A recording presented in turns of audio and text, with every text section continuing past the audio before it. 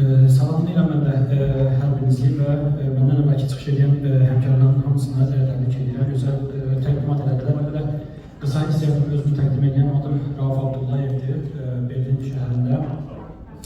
Tibb və Biznes Universitet şəbəkəsində IT mütəxəssisi olaraq çalışıram, sistem administratoram, eyni zamanda süni intellekt və şəbəkə təhlükəsizliyi ilə bağlı layihələrdə müəyyən startuplarda iştirak edirəm. Qısa bir təqdimat eləmək istəyirəm, ümid edirəm sizin üçün maraqlı olacaq.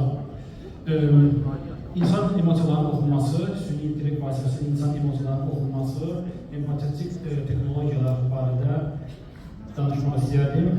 Əvvəlcə istədim öz şəklindən başlayayım. Yəni, insanı yaxud da ki, hərəkət edən bir əşyanı fiziki mövcud olan prosesləri necə sensor yaxud da süni intellekt qəbul edir. Yəni, burada bir qədər informatik, bir qədər də fiziki qanunlar var, nəzəriyyələr var.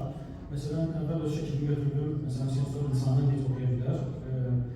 İlk olaraq fiziki bir nəzəriyyədən başlayayım. İnsanın deməli, o cizgiləri, kontrolları müəyyən siqnallar vasitəsilə sensora ötürülür. Buna analog siqnallar deyirlər. Yəni, analog siqnalların rəqəmsal siqnallara çevrilməsi prosesi baş verir. Ondan sonra sensor artıq insanı verir. Çünki bu, hal-hazırda informatikada çox önəmli bir mövzudur.